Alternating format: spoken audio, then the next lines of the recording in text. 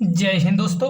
आप सभी का सिद्धार्था सर यूट्यूब चैनल पर स्वागत है। तो जैसे कि जेल प्रहरी का जो एग्ज़ाम है उसके लिए एक मॉडल पेपर बनाया गया है इंग्लिश का, और ये 2018 का जो आया हुआ पेपर है, मैं आपको बता दूं ये 30 सितंबर की सुबह की शिफ्ट का ये पेपर है। ठीक है, तो इस क्वेश्चन को हम इसके सारे क्वेश्चन करेंगे ताकि आपको एक पैटर्न पता चलेगा कि इंग्लिश के किस तरीके क्वेश्चनों में। आपको बता दूं मध्य प्रदेश के अंदर सबसे ज़्यादा अगर वीक स्टूडेंटों को प्रॉब्लम आती है तो वो इंग्लिश की आती है। ठीक है, तो देखिए यहाँ से हम बिल्कुल आपको ट्रिक के साथ बताएंगे कि कैसे कम टाइम में आपको करना है। तो देखिए यहाँ से शुरू करते हैं। पहला जो क्वेश्चन है, choose the correct form the tense for the given sentence.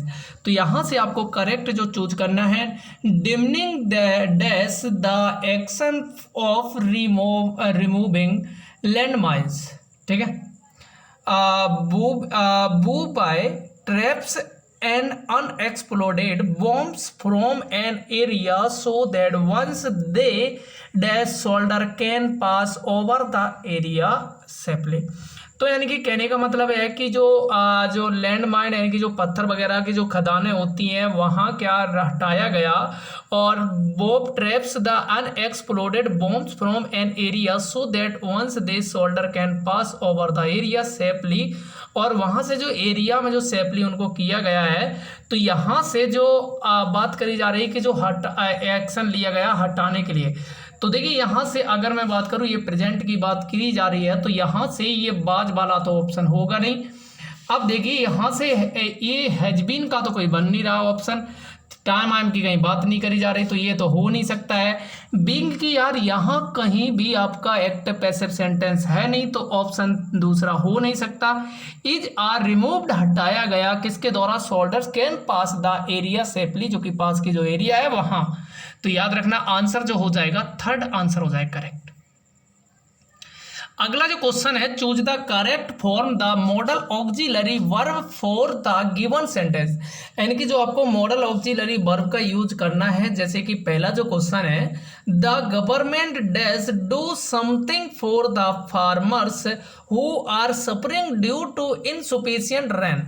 यानी कि कहने का मतलब है जो सरकार है जो फार्मर को एक तरह के बीमार तरह के जो फार्मर होते हैं जो कम बारिश होने के कारण उनको जो सेव करने के लिए, तो यहाँ से सरकार का जो कर्तव्य होता है आउट टू, नीड टू या आउट टू या यूज टू। अगर मैं बात करूँ यहाँ से कर्तव्य के लिए जो यूज किया जाता है वो आउट टू होता है। याद रखना जो कर्तव्य अगर नैतिक कर्तव्य के लिए जब यूज किया जाता है मॉडल ऑक्सिलरी वर्ब, तो वो होता है आउट टू। तो याद रखना आंसर क्या हो जाएगा आपका, फर्स्ट हो जाएगा। आउट के साथ टू होता है, याद रखना है। ठीक है, अगला जो क्वेश्चन है, choose the most suitable determiner for the given sentence, जो कि आपको डिटरमाइन जो यूज करना है।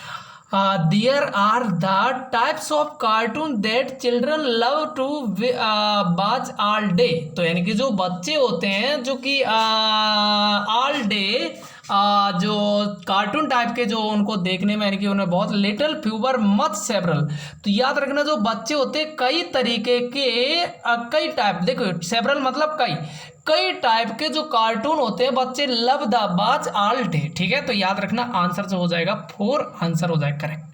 देखिए इस तरीके के जो क्वेश्चन होते हैं मैं आपको बता दूं, इस तरीके के जो क्वेश्चन होते हैं ये तो देखो आपको अच्छे से अगर आपकी ग्रामर पर पकड़ है और थोड़ा सेंटेंस को मिलाना आता है, तो देखिए यहाँ से अगर मैं बात करूँ ऑप्शन, तो इनको आपको सीक्वेंस बनाना है। ठीक है, एक तरह की कहानी टाइप में। Similarity coffee start to loss its flavour, its gets old, its like a banana kept in the bridge, the taste of coffee depend on its freshness, it goes stale, it keep for many days। देखिए अगर मैं बात करूं यहां से, देखिए similarity से कोई ऑप्शन शुरू नहीं होगा। देखिए आपको एक सेंटेंस है, लगभग कोशिश करना है कि कोई हमें एक अच्छा सा, तो देखिए यहाँ से अगर मैं अच्छे से की बात करूँ तो यहाँ से देखिए the taste of coffee depend on its freshness.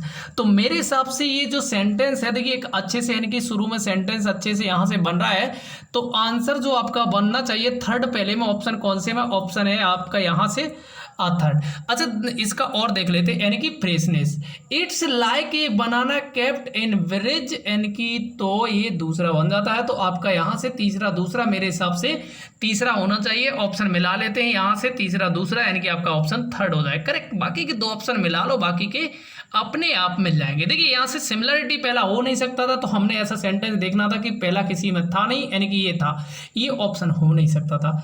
बाकी के यानी कि it goes stale it keeps for many days, यार इसका तो कोई बन नहीं रहा था, इसलिए आपका चौथा हो नहीं सकता था, इसलिए ऑप्शन बचे थे आपके पास 2 और 3। यहाँ थोड़ा दिमाग लगा लेते, अपना आंसर बन जाता। ठीक है, ऑप्शन से करेंगे तो आपको बहुत फायदा रहेगा। अगला है choose the option that best explain the highlight expression, a man of enthusiasm must take a shot at something problematic. इसको क्या बोलते हैं कि जो पर्सन है जो कि man enthusiasm must take a shot something problematic, make an attempt, demand something, ask something या गिव समथिंग। तो याद रखना मेक एन अटेम्प्ट, इसको जो बोलते हैं अनेक शब्दों का एक शब्द, तो यहां से आंसर इसका मतलब हो जाएगा मेक एन अटेम्प्ट। देखिए अगला क्वेश्चन है, बिल्कुल ट्रिकी क्वेश्चन है, choose the option that best transform that given sentence into one.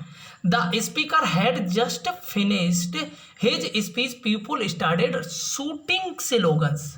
देखिए मैं आपको अगर बात करूं यहाँ से हेड के साथ जस्ट नहीं आता यार, सभी जस्ट फिनिश दोनों शब्द एक साथ नहीं हो सकते हैं, और वैसे भी यहाँ से ये तो बन नहीं सकता था, तो इसलिए सेंटेंस में कहीं ना कहीं मिस्टेक है।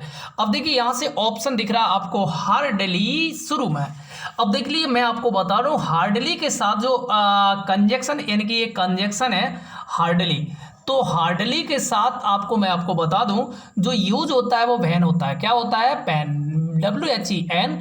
तो देखिए यहाँ से अगर मैं बात करूँ, यहाँ बिफोर का यूज किया गया, इसलिए फर्स्ट गलत हो जाएगा। थोड़ा इसको, ये बिफोर किया गया गलत, देन होगा नहीं, हार्डली के साथ देन कभी आता नहीं है।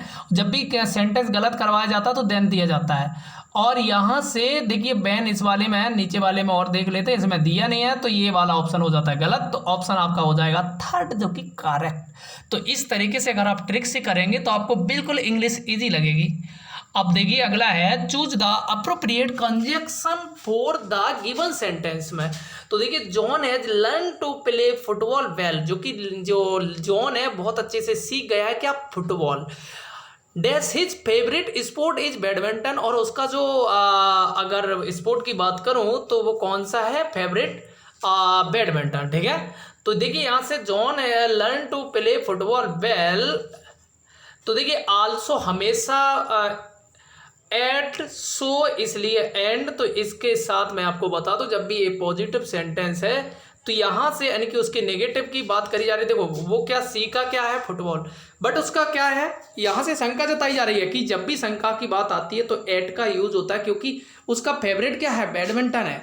तो याद रखना आंसर जो हो जाए एक, यानी कि उधर बात करी जाए, यानी कि एक अपोजिट कह सकते हैं, क्योंकि वो सी का क्या है? फुटबॉल, और परंतु उसका फेवरेट क्या है? आपका बैडमिंटन। इसलिए आंसर क्या हो जाएगा? ऐसे सेंटेंस में एट का यूज किया जाता है। ठीक है, अगला है देखिए choose the appropriate article for the given sentence. Advertising is both art and science.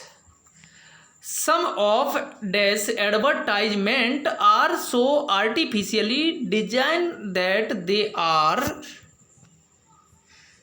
The source of great aesthetic pleasure. तो देखिए यहाँ से सम ऑफ द, तो यहाँ तो दा का यूज होना है, तो याद रखना यहाँ से दा की जरूरत पड़ेगी हमें।